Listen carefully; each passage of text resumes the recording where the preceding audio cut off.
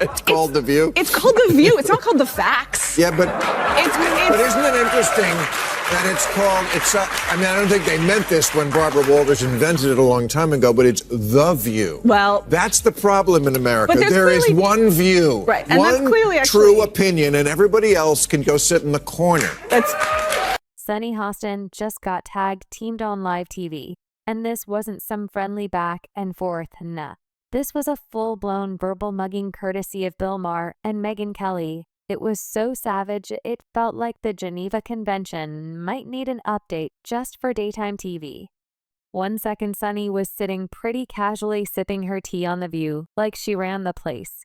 And the next boom, she was face first in those cue cards, looking like someone just hit her with a surprise eviction notice. They're disgusting. She's Anna Navarro. In your wildest imagination, you could never solo host a show. You will only ever make it as part of an ensemble, and you could never hope to achieve the success that Tucker Carlson has. So you can sit in your little cheap seats all day long and enjoy your little negative henpecking, but your careers are going nowhere, and Tucker is about to dominate. So what set this off picture, this a showdown so wild it made Bravo reality TV look like a church sermon? Maher came in with that dry, razored sarcasm only he can pull off, while Megyn slid in with her cold surgical takedowns. And together, they flipped Sunny's whole segment into a demolition site. It wasn't a debate, it was an academic street fight. And poor Sunny, she showed up with a glitter pen while they rolled in with emotional bulldozers and receipts that soapbox she loves so much shaky as a dollar store IKEA knockoff. And when the dust settled, all she could do was blink like she just saw the final boss in her inbox labeled overdue Wi-Fi bill.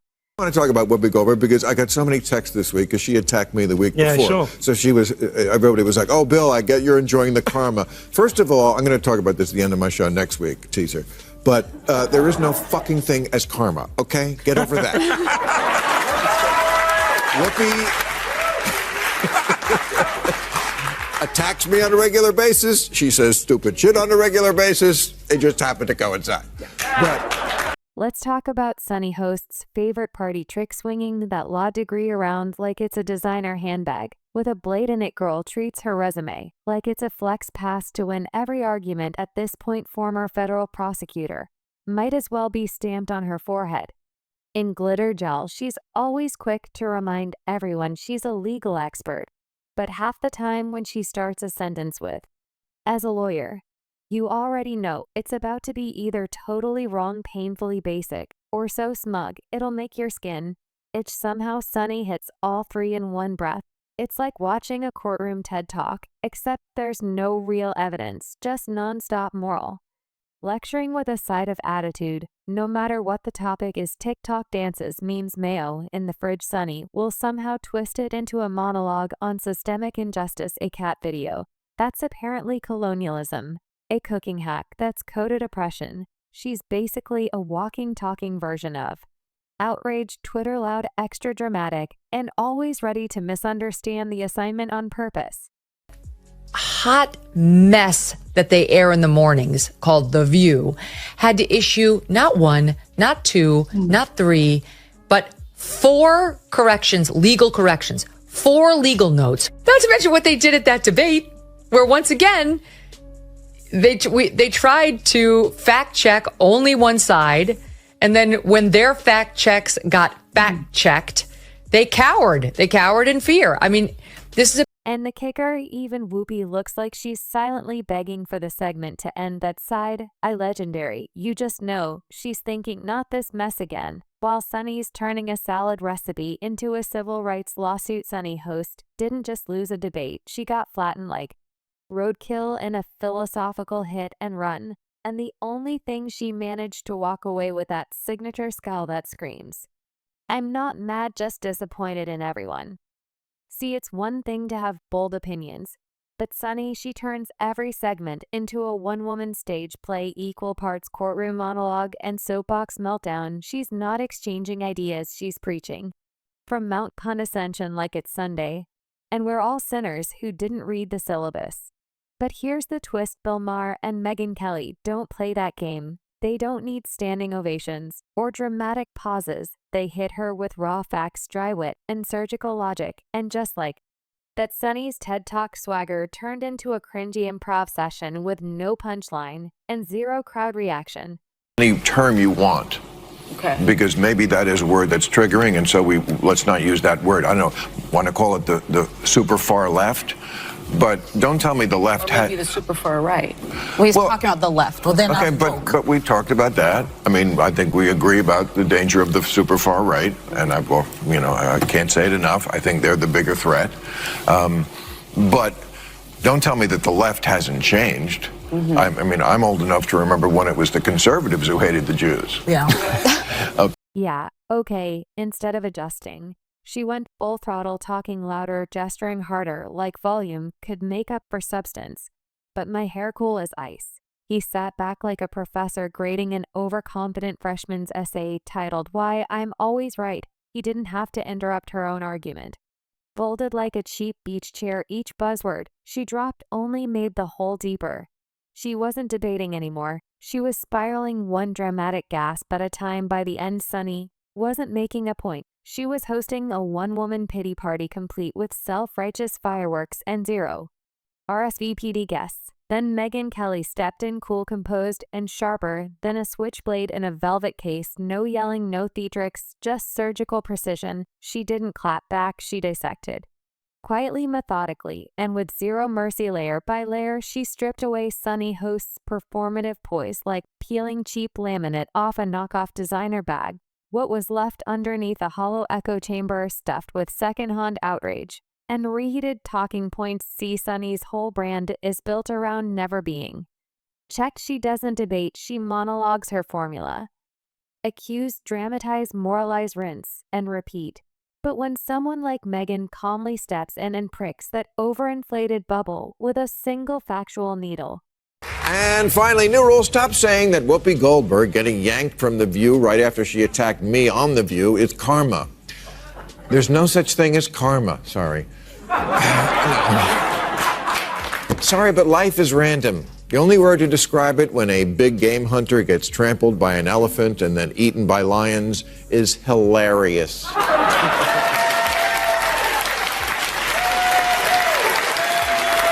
Boom, the collapse is instant and painful to watch. This wasn't a fumble. This was a full-blown ideological wipeout. Her high horse bucked her mid-sentence. Because when you're propped up by nothing but moral superiority, even the quietest challenge hits like a wrecking ball, and Megyn didn't even raise her voice. She just pointed out the obvious, and Sunny's whole act fell apart like a cheap prop in a low-budget courtroom drama.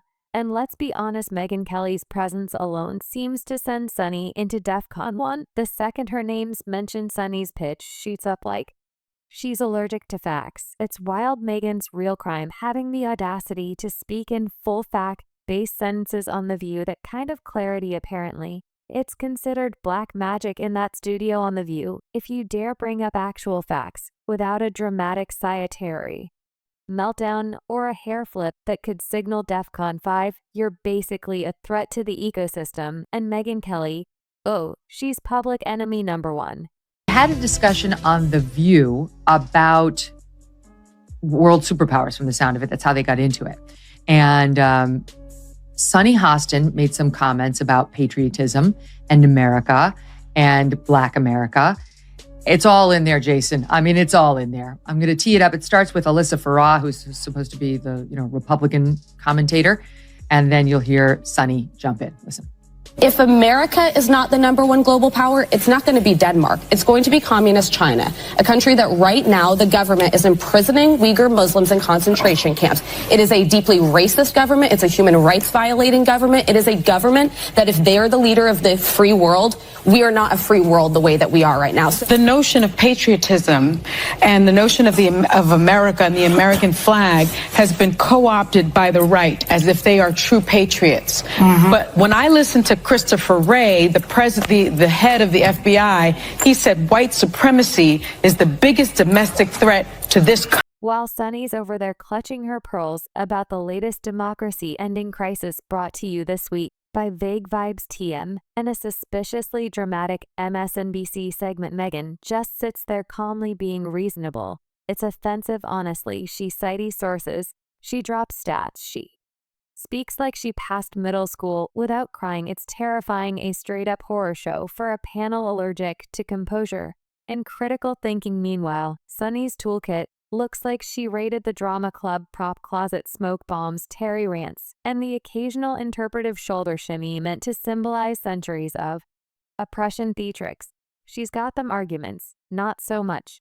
And then there's Megyn dropping cold, clean fact-checked missiles right into the middle of Sunny's outrage soliloquy, one after another slicing through the noise like a surgeon with receipts. It's like watching someone show up to a chess tournament with a glittery coloring book and then throw a tantrum because their rainbow unicorn bishop isn't part of the rules. Every time Megyn hits her with data logic or straight-up history, you can see Sunny glitching, her eyes widen, her volume rises.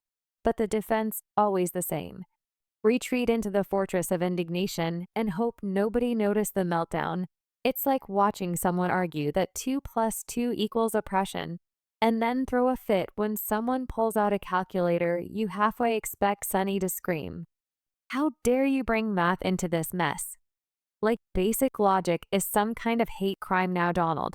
Donald Trump will be sworn in as the 47th president of the United States, yay, on January 20th of this month. Not everyone's happy about it, and many people would like us to be more focused on the insurrection that he personally unleashed. If you ask them, as we discussed earlier, they think it's as bad as like the Holocaust, and you don't have to take my word for it. Here is Sunny Hostin. January 6th was an atrocity. It was one of the worst moments in American history. And when you think about the worst moments in American history, like World War II, things that happened, like the Holocaust, chattel slavery. Yeah, the January 6th is right up there next to the Holocaust and slavery. And don't even get me started on Sunny's one-woman crusade against comedy. For someone who constantly name-drops her knowledge of law and society, she reacts to a punchline like it's a federal offense. Sarcasm, hate speech, satire, emotional battery. She acts like laughter is a direct threat to democracy. We're in 2025 and Sunny still hasn't figured out that comedians joke. That's literally the job description. Expecting Bill Maher not to roast public figures is like stepping into a bakery and being personally offended that they're selling bread. But every single time Maher so much as exhales, with a smirk, Sunny short circuits. You'd think he read her 8th grade diary out loud, complete with sad poems about justice and glitter hearts around her own name. The gasp, the pearl clutch. It's automatic. She reacts like offense is a mic drop, like saying I'm hurt is supposed to end the conversation. But newsflash, just because you don't like the joke doesn't mean it's illegal. But the real pester resistance. I want you to note the tone they all talk with him. I want you to look at Sunny Hostin's body language and the way they look at him and everything else. Just because he is a lefty who hasn't gone completely bananas, here they are talking about the word woke. The term woke has been, in my view, co-opted by the right and weaponized and bastardized. And so I was surprised to hear you use the term because historically, as you know, because I think you're quite brilliant, that woke is a word used by the Black community to note that we must be aware of social injustices. But words and so migrate. why is that a bad thing? It's not a bad thing, and originally that was absolutely a great thing. Alert to injustice. Who's not for that?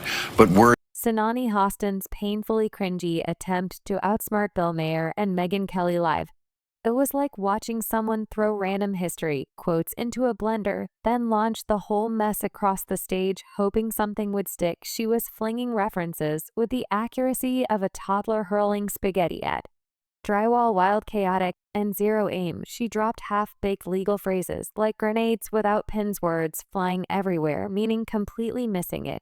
Didn't sound profound. It sounded like she binge-scrolled Wikipedia 5 minutes before showtime and called it research. If this was a courtroom, the stenographer would have tapped out halfway through with a note that just read incoherence and help. You could practically hear them filing for emotional hazard pay. Meanwhile, Bill Maher stone cold, unbothered, sitting there like he was chilling in a cryo chamber. Those wild rants bounced off him like foam darts on concrete. This man has been wading through hot takes and ideological landmines since dial-up. You could see the decades of media training internally sighing, "Not this again." And every time Sunny tried to corner him with that dramatic righteous energy, like she was delivering a scene-stealing courtroom monologue, you just knew she pictured it going viral. You could almost hear the imagined TikToks with captions like, "Slay Queen shuts down misogyny." But Maher already mentally checking out, probably sipping imaginary wine and wondering if he could beat the traffic to Lax and Megyn. Oh, she didn't flinch. She didn't raise her voice. She didn't have to. Her rebuttals were clean cuts, precise, surgical, and ice cold, one sentence from her. And the entire performance Sunny rehearsed in the mirror that morning, vaporized Sunny, looked like she was being calmly dismantled by someone who already wrote off her credibility and handed it in for recycling. This wasn't a debate. It was a full-on exorcism. And Megyn Kelly, she played the ice-cold cleric armed with logic and zero emotion, while Sunny thrashed around trying to convince the audience that reality was just another biased opinion. Whoopi Goldberg was angry when Alyssa pointed out that Trump went to the funeral of Officer Diller. Yes. On Long Island, and Joe Biden went to a podcast. Look at Whoopi Goldberg's reaction. Choose what you like there, but for Republicans, it was good imagery. Really? One day later, yes. And I'm asking that because I was so offended because you know who showed up. Yeah. And he was, whether he was asked or not. This But he is a was man invited. who didn't care what happened to the officers on January 6th. She promotes Joe Biden and Kamala Harris every day on that show. Trump wasn't supportive enough of the cops who were, yes, in danger on J 6th. How does that explain their behavior on a daily? But let's talk about the real disaster here, Sunny Hostin's unwavering belief that her outrage is always justified. She carries herself like her opinions are sacred texts, and anyone who dares question them must be dragged, shamed, and scolded, preferably before the next commercial break. She's not here to exchange ideas. She's here to perform. Every segment becomes a courtroom ritual where she plays judge, jury, prosecutor, and hype woman. The audience just expected to clap on cue right after ads for joint supplements and oat milk lattes. And honestly, if she brought anything fresh to the table, it might be worth the spectacle.